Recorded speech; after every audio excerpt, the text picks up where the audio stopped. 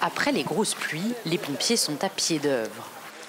Derrière se trouve un caniveau qui est généralement obstrué par les déchets, les ordures ménagères.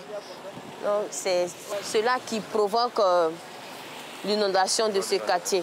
Dans les quartiers à plus haut risque, ils mènent aussi une mission de sensibilisation.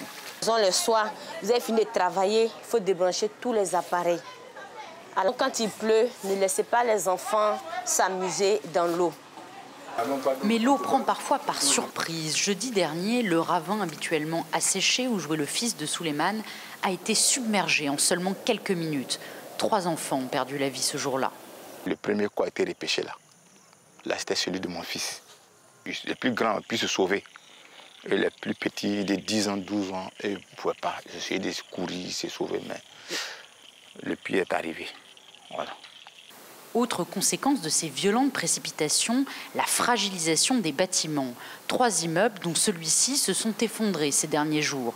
D'autres ont été détruits préventivement. Pour cet architecte, l'anarchie du secteur de la construction doit être pointée du doigt.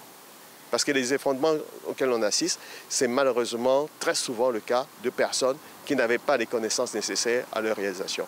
Il n'y a pas d'architecte, il n'y a pas de bureau de contrôle impliqué directement dans les effondrements auxquels on assiste en Côte d'Ivoire. Les fortes précipitations sont habituelles à cette période de l'année en Côte d'Ivoire, mais le dérèglement climatique rend le phénomène de plus en plus extrême.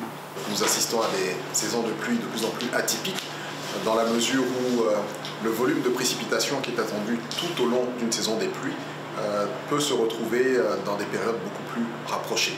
Des épisodes qui pourraient se répéter d'ici la fin de la saison, au mois d'août.